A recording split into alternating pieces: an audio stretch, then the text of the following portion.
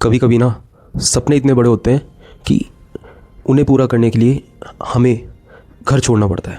ये कहानी है एक एस्पिरेंट की, नीट एस्पिरेंट की, या फिर जो भी एस्पिरेंट देख रहा है उसकी, कि वो एक सीट के लिए अपने घर वालों से दूर रहकर जी रहा है। मतलब वो बच्चा सुबह 5 बजे का अलार्म सेट करता है और अलार्म जैसे ही बजता है तो उसको लगता है कि 5 मिनट और थोड़ा रेस्ट कर लेता हूँ। लेकिन फिर उसको अचानक से अपने दिमाग में आता है कि मैं यहाँ रेस्ट करने नहीं आया, मैं अपने घर वालों से दूर रहकर डॉक्टर बने। हॉस्टल का एक छोटा सा रूम जहाँ उस बच्चे की एक साइड बुक्स रखी है, एक साइड मैस का डब्बा रखा है और एक साइड वो थका हुआ एस्पिरेंट बैठा है। फिर उसके दिमाग में आता है यार कि घर पर होता तो मम्मी उठा देती कि बच्चे उठ जा, टाइम हो गया, ले तेरे लिए नाश्ता बना दिया, नाश्ता कर ले। और यहाँ अलार्म खुद ही बंद करो और खुद ही उठना पड़ता है। सुबह सुबह का सीन, अपन जैसे ब्रश कर रहे हैं और मिरर में देख रहे हैं खुद को और मन ही मन बोल रहे हैं कि बस 1 साल और, सब सही हो जाएगा, सब ठीक कर दूंगा मैं। टेबल पे बुक्स खोलते हैं, मतलब कि फ़िज़िक्स का मॉड्यूल खोल रखा है क्वेश्चन प्रैक्टिस के लिए, और दिमाग में घर चल रहा होता है, मतलब उधर में क्या कर रहा होता है ये वो। अचानक से पापा का मैसेज आता है, बेटा खाना टाइम से खाया कर। मम्मी का मिस कॉल, अपन कहते हैं कॉल बैक करते हैं। मम्मी कहती है खाना खा लिया ना, थक मत जाना ज़्यादा। और फिर तो कहता है हाँ मम्मी सब ठीक है, सब सही चल रहा है।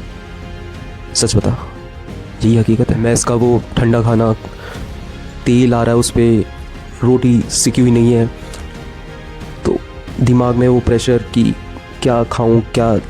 लेकिन तू जी रहा है उधर, कर रहा है अपना काम, जिस डेडिकेशन से तू गया है उस डेडिकेशन से तू तैयारी कर रहा है। पैर हुई, कोचिंग का टाइम हो गया, चल कोचिंग चलते हैं। तू कोचिंग गया, वहाँ देखा इतनी सारी भीड़, मतलब 200 से ज़्यादा बच्चे और वो पढ़ रहे हैं। तेरे दिमाग में आएगा कि बच्चे एक सीट के लिए इतने ज़्यादा, मतलब 25 लाख एस्पिरेंट बैठते हैं सिर्फ और सिर्फ 1 लाख सीट के लिए, जिसमें प्राइवेट और गवर्नमेंट सब आ जाती है। तो अपन सोचते हैं यार कहीं मैं पीछे तो नहीं रह गया, मेरा इतना बैकलॉग चल रहा है और कुछ समझ नहीं आ रहा। सोचो, फिर टीचर आ जाता है फिज़िक्स का और सर कहते हैं कि कंपटीशन बहुत टफ़ है, सिर्फ सीरियस एस्पिरेंट ही टिक पाएंगे।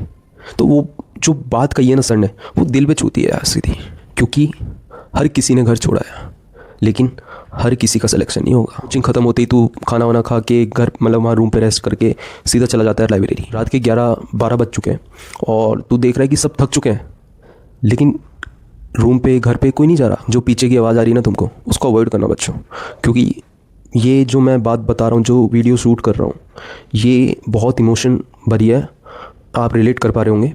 और ये मैं रात को 2:30-3 बजे शूट कर रहा हूँ, तो डॉग्स थोड़े भौंक रहे हैं। तुम देख रहे हो कि एक लड़का फिज़िक्स के फॉर्मूले रिवाइज कर रहा है और बाजू में बैठी हुई लड़की PYQ सॉल्व कर रही है, और एक एस्पिरेंट किताब खुल रखी है, खाली पन्ना है, बस उसको देख रहा है। दिमाग में एक ही थॉट आता है कि कुछ याद नहीं हो रहा यार, क्या मैं कर भी पाऊँगा। उस मोमेंट पे ना घर याद आता है बच्चों, मतलब लगता है कि घर पे होता तो मैं संभाल लेती, बात करती, उनको बताता, पापा की एडवाइस लेता, छोटे भाई से मस्ती करता, सब याद आता है और फिर आंखों में पानी आ जाता है। तो बच्चों आंसू को वाइप करो और फिर से NCERT खोलो। फिर अपन मॉक टेस्ट देते हैं, फिर उसमें स्कोर जो आता है वो एक्सपेक्टेड से भी बहुत कम आ जाता है। तो अपन अपने रूम पे चले जाते हैं, तो बेड पे बैठते हैं और ऊपर सीलिंग को देखते हैं, बस देखते रहते हैं, कुछ नहीं कर रहे, सिर्फ देख रहे हैं। दिमाग में एक ही सवाल होता है कि घर से दूर रह रहा हूँ मैं, अगर मेरा सिलेक्शन नहीं हुआ तो। ये जो तो है ना क्वेश्चन मार्क, ये बहुत डिस्टर्ब करता है बंदे को। फिर अपन फ़ोन उठाते हैं और फ़ोन में मम्मी का फ़ोटो देखते हैं, और लेकिन कॉल नहीं कर पाते। क्यों? क्योंकि अगर कॉल कर दिया और मम्मी से बात करा तो रो सकता हूँ मैं, और मम्मी को टेंशन नहीं देनी है अपन को। नेक्स्ट मॉर्निंग अपन डायरी में लिखते हैं कि अगर मैं यहाँ सेक्रीफाइस कर रहा हूँ दूर रहकर, तो मुझे रिज़ल्ट भी सेक्रीफाइस करने वाला ही चाहिए।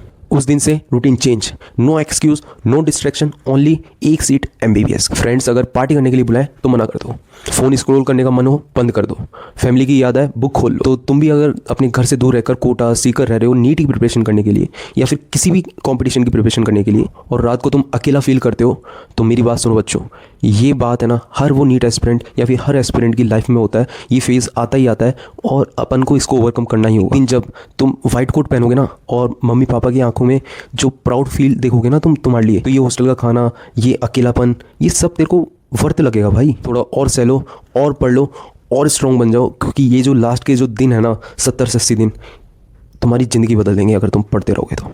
मैं सच कह रहा हूँ, एक जेएमसी सीट चाहिए तुम्हें और सब चेंज। सिलेक्शन के बाद घर जाओगे, लेकिन इस बार डॉक्टर बन के।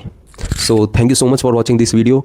आई होप सो आप फील कर पा रहे होंगे और रिलेट कर पा रहे होंगे। तो मैं जानता हूँ अगर आपको ये थोड़ी सी भी बात क्लिक कर रही है अपने दिमाग में कि इस भाई ने, इस सर ने, इस भैया ने या इस दोस्त ने सही बताया मेरे को, मैं वही चीज़ फील कर रहा हूँ, वही चीज़ फील कर रही हूँ, तो लाइक कर देना, शेयर कर देना और ये जो दिख रहा है ना, सब्सक्राइब, ये कर देना।